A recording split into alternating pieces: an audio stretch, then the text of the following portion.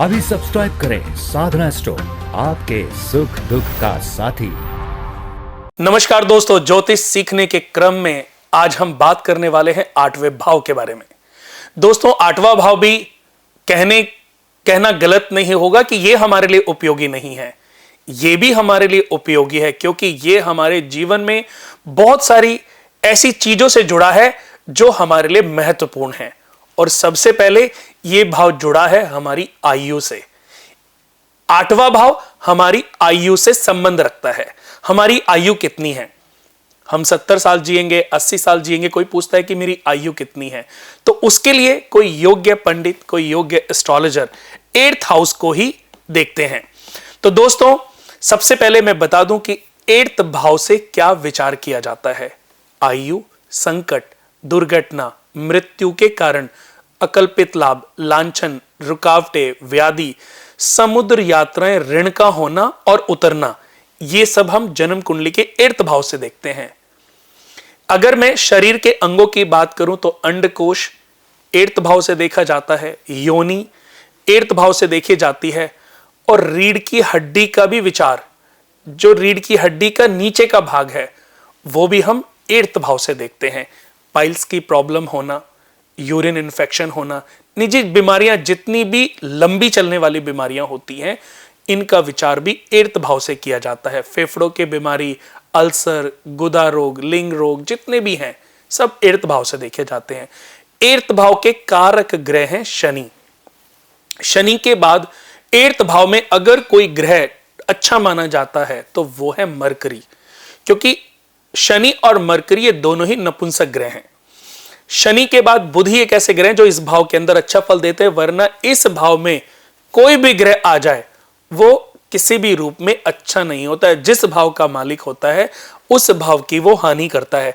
और ये भी दोस्तों मैं बता दूं कि अगर लग्नेश, पंचमेश, नवमेश, चतुर्थेश, तृतीयेश, एकादश होकर के ग्रह अगर 6, 8वें, 12वें भाव में बैठ जाएं तो ये अच्छा योग नहीं है, अच्छी युति नहीं है। 6, 8वें, 12वें भाव में बैठने वाले जो भी ग्रह जिस घर के मालिक होते हैं उस घर की सदैव हानि करते हैं। 8वें भाव में कारक ग्रह शनि को, और अगर मैं रिश्तों की, संबंधों की बात करूं तो जो बहन के बच्चे होते हैं, भांजे और भांजियां, इनका विचार जन्म कुंडली के 8th भाव से किया जाता है। शुक्र बैठ जाए तो ऐसा व्यक्ति शुगर से पीड़ित रहता है, उसको अपनी शुगर का ध्यान रखना चाहिए। चंद्रमा बैठ जाए तो निजी रोग उसको बहुत जल्दी प्रभावित, इन्फेक्शन उसको बार बार होते हैं। शनि के साथ में अगर चंद्रमा बैठ जाएं, या सूर्य बैठ जाएं, या राहु केतु बैठ जाएं, तो ऐसे व्यक्ति को किडनी की प्रॉब्लम भी हो सकती है। और अगर इस भाव में मंगल बैठ जाएं, सूर्य बैठ जाएं, तो ऐसे व्यक्ति को अल्सर की प्रॉब्लम, पाइल्स की प्रॉब्लम, या पेट से रिलेटेड जितनी भी उसको प्रॉब्लम्स हैं, वो उसको सबसे ज्यादा परेशानियों में डाल सकती हैं।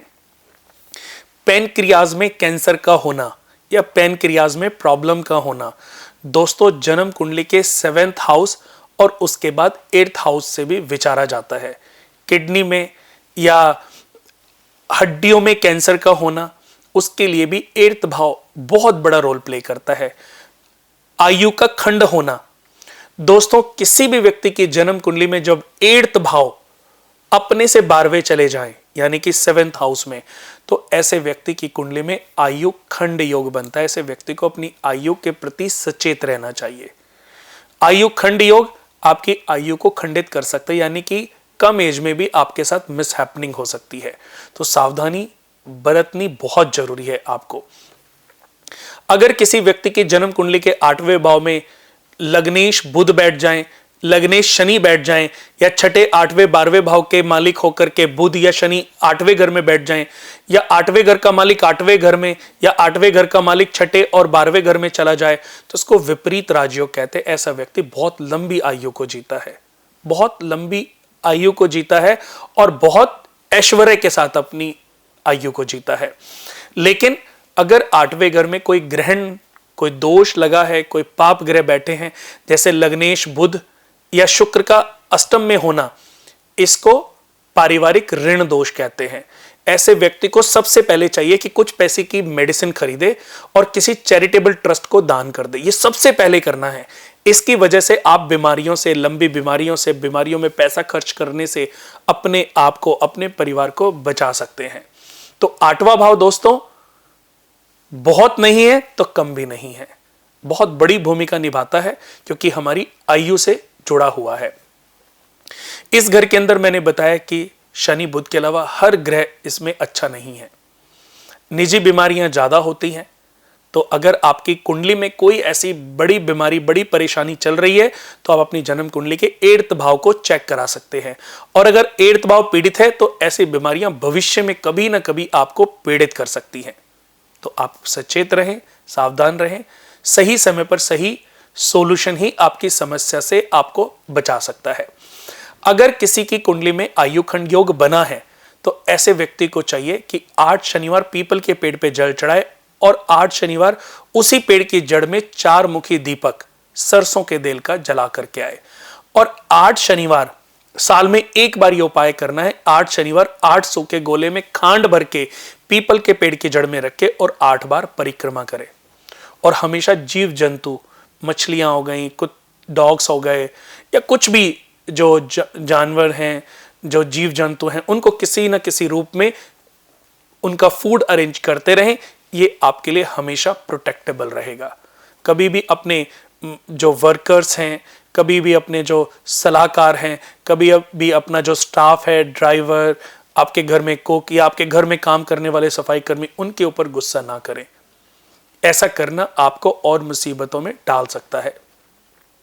दोस्तों अगर ये वीडियो अच्छा लगा, इसको ज्यादा से ज्यादा शेयर करें। कुणाल वास्तु केंद्र चैनल को सब्सक्राइब करना बिल्कुल ना भूलें। जुड़े रहें। इसी तरीके से हम आगे भी आपके लिए और वीडियोस लाएंगे और आपके ज्ञान को और आगे लेकर के जाएंगे। आज के लिए बस इतना ही। नमस्कार।